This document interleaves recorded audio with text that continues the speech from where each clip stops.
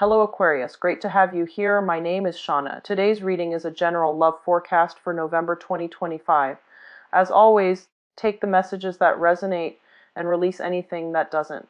Don't forget to like and subscribe to stay connected with upcoming readings. Let's see what's headed your way, Aquarius. First of all, I feel like there are going to be a lot of changes happening for you guys for this year in general. And so what you want your life to look like come the end of the year is setting you up professionally as well. Some major decisions that need to be made in terms of your professional outlook, in terms of which direction you want to head into professionally. And as well, how you want other people to see you and how you want other people to perceive you in the professional front. So I feel like it's a month that is loaded with work, finance, career, professional energy. And I just did the reading for Capricorn, and it just seems to me like, they're busy, but they're consistently working towards, professional goals. Whereas for you, you're trying to design what you want your professional life to look like.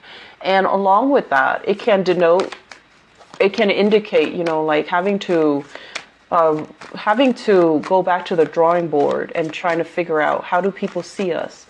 Are we perceived the way that we want to be perceived? Are there other things that we can do to either toughen up or soften up our energy? And usually with you guys, it's more like softening your energy. And are there other things that we need to focus our attention on? So I feel like how other people see you, how you interact with other people, it's really important for you. And that's what the bulk of this reading is going to be about, how to reinvent your image and how to get yourself to the point where you start to feel, like comfortable in your own skin. Okay? So let's go into this reading. So these are going to be your prediction cards, and this is going to serve as your spiritual advice, okay? Let me just talk a little bit about what's coming in here. This is your energy. So we have here the Queen of Swords, okay? And you can be male or female watching this. This is somebody who's a little bit like, I want to say jaded with life, okay? I feel like there were a lot of harsh words thrown your way.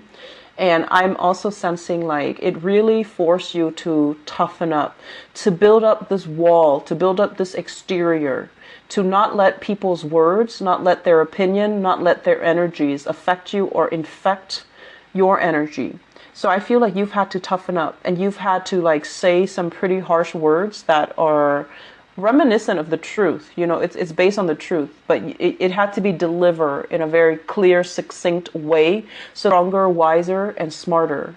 And you're also very, very good at learning to say no to people, learning to conserve your energy and not be around people who are problematic, who are false, who say a lot of things, but they don't mean what they say. So your energy is a lot more clear, succinct, and it's like, I know where I stand. I know what I want from people, and I'm not going to be, shaken from this throne.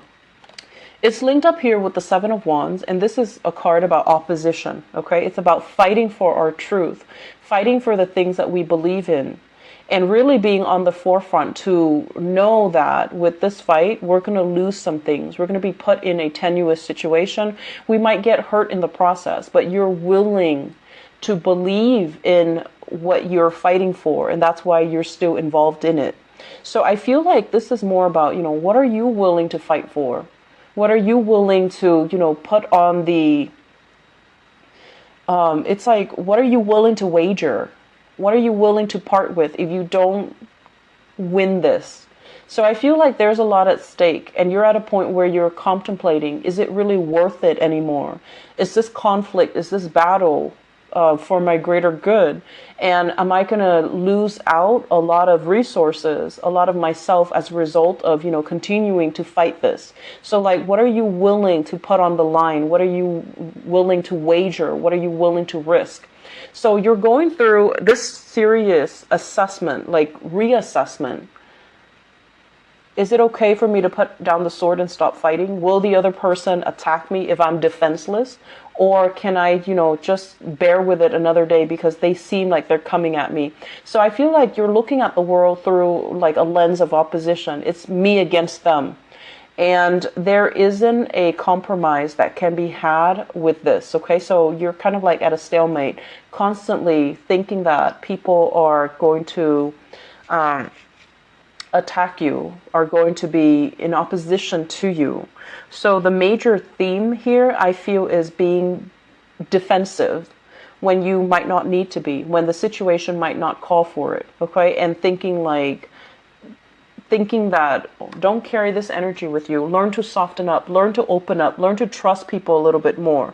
And not every interaction needs to be conflictual. It only needs to be that way if we're constantly trying to, one up the other person, or if we're constantly trying to prove how smart we are, how eloquent we are, how well spoken we are. So not everything has to be conflictual. So I feel like you're going to come into this month realizing this, and as a result of it, you're going to put your sword down, you're going to start fighting, you're going to start working and collaborating more with other people, okay? The second cluster here, we have the Death card, and this is a major transition. Things that are beyond our control, things that we don't really have any stake in anymore. So you're going to be making a major, major transition, a major shift here, walking away, moving away from a situation that made you very defensive, that made you constantly have your guard up, and even, I want to say, trust issues for many of you guys in relationship, trust issues from past relationship partner that really clouded your judgment, that made you constantly weary and suspicious of your current partner. You're going to be shifting away from all of these negative self-talk into a space here of higher wisdom, okay? The Death card and the Hermit are both major arcana cards, and they usually denote some big changes happening within you.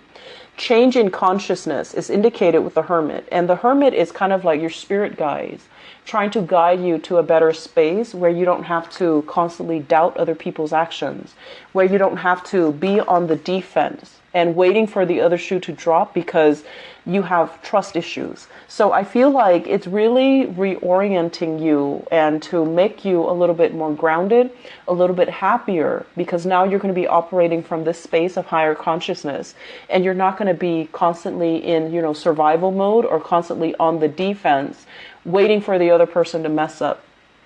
For those of you who are in a supervisory or in a managerial position, I feel like there is an elevation, okay? This is like, we're no longer working in the battlefields. We're elevating our stance, and we're going to be on top of the hill dictating and directing how other people in the trenches are going to operate. So I feel like there's a huge, huge, huge uptick when it comes to your professional status or your professional standing.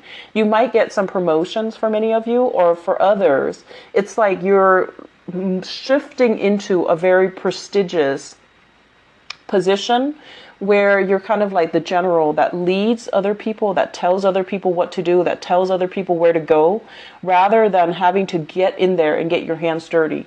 And you are a very, very good person when it comes to creating a strategy and creating a game plan. So I feel like you have elevated yourself to this position because of all the work that you had to do in the past, and I feel like it's paying off.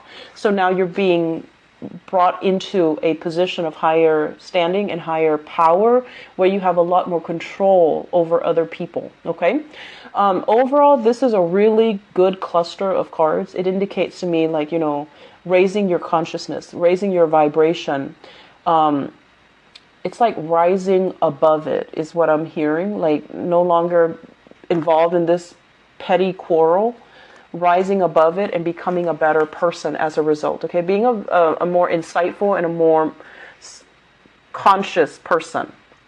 Next up, we have here the Eight of Cups and the Queen of Wands. So this is a relationship cluster, and what it denotes here, if you are dealing with a fire sign, so this is a Sagittarius, an Aries, or a Leo, a sun, moon, or rising fire sign, okay? And this is a person that is very, very proud. And I want to say as well, there's this energy here about this card where it's somebody who's very, I want to say a little bit superficial, okay?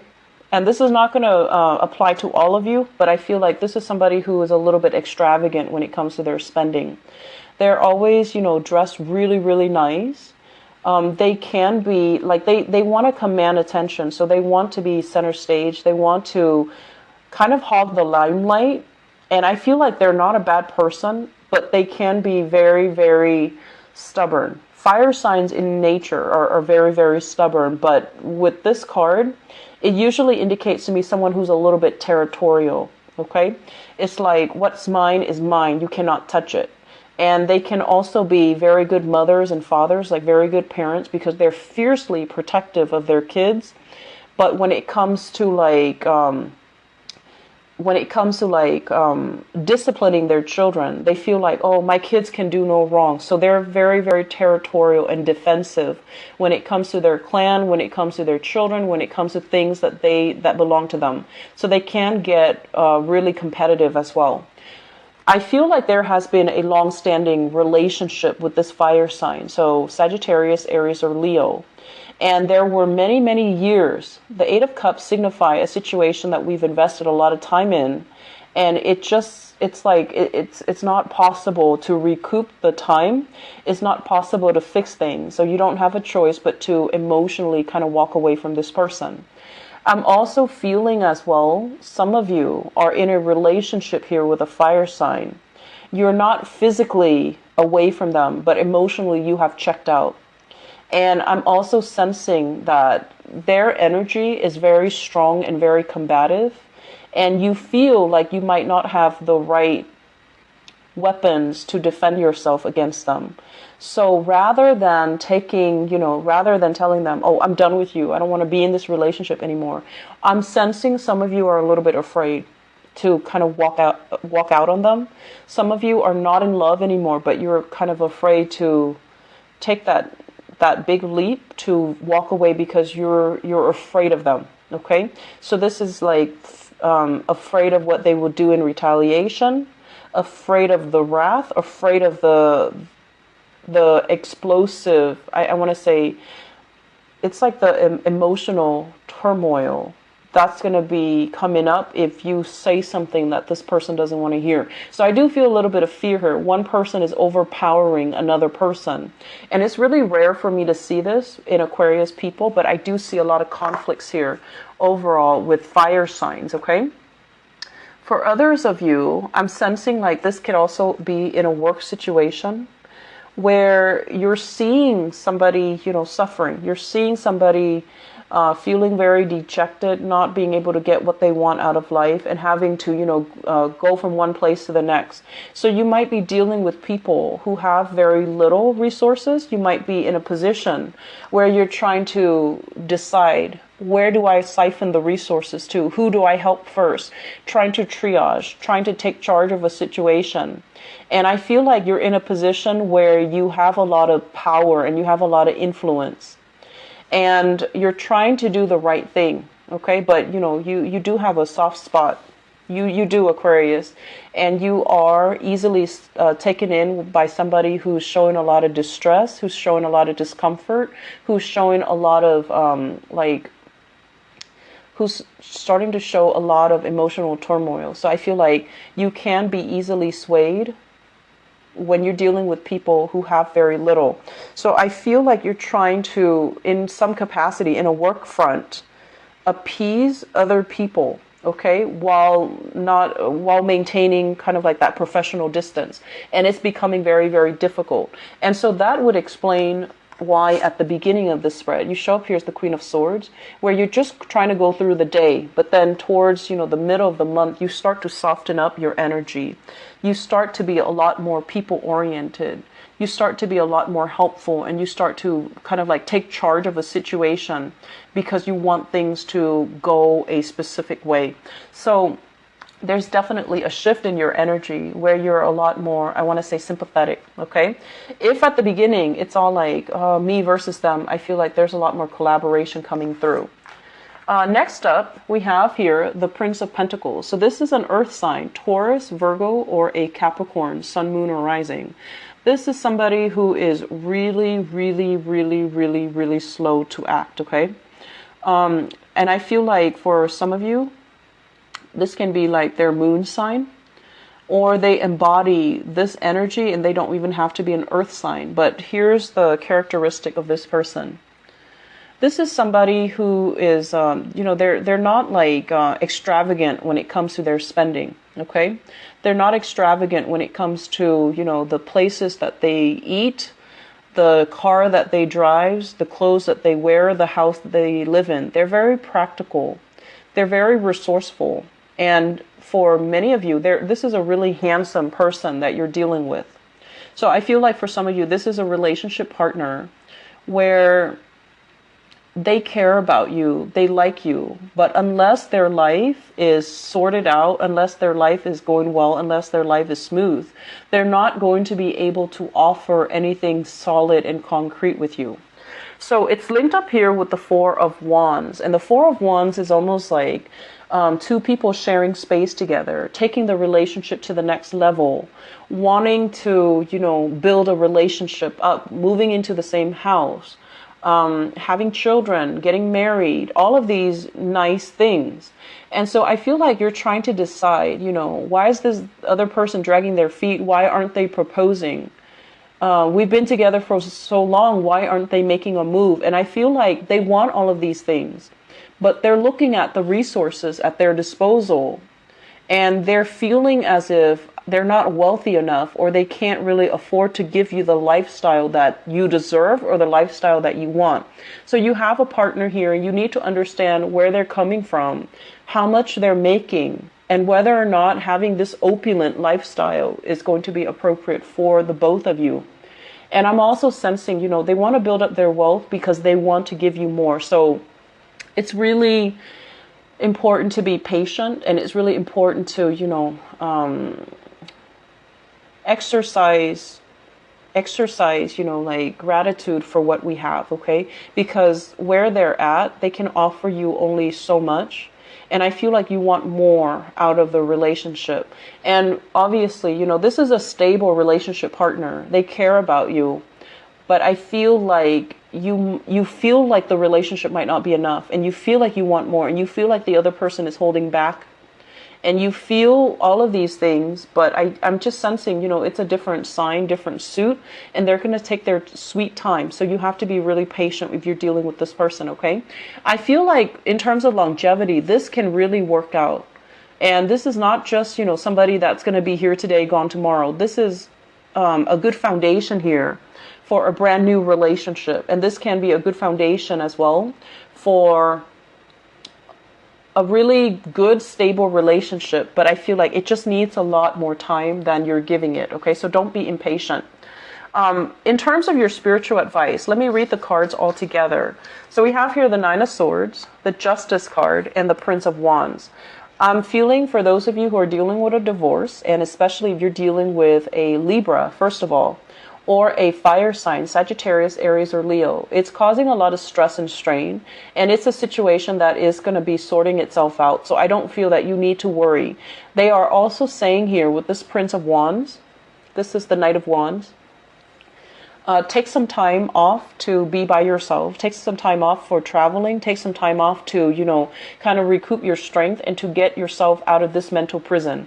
So staying at home, recuperating, I don't feel it's going to serve its purpose for you. You need to be outside, expanding your energy, interacting with a lot of people to get your mind out of this, because I feel like this is one thing that you can't really have control over. So if you are in any type of a legal issue concerning either a Libra person or a fire sign, and you're trying to extract your resources, you're trying to come to an amicable agreement, it's going to take some time. It's going to resolve itself. In the meantime, there isn't anything you can do. So take the time off to, travel, to go wherever you need to go, and to kind of live your life right now, rather than being stuck here in this uncomfortable space where you're guilt-ridden and you're constantly worrying, okay? Additionally, what I'm also feeling as well is I'm sensing for many of you, there is a major theme here about looking at rules and regulations with the Justice card. It's about rules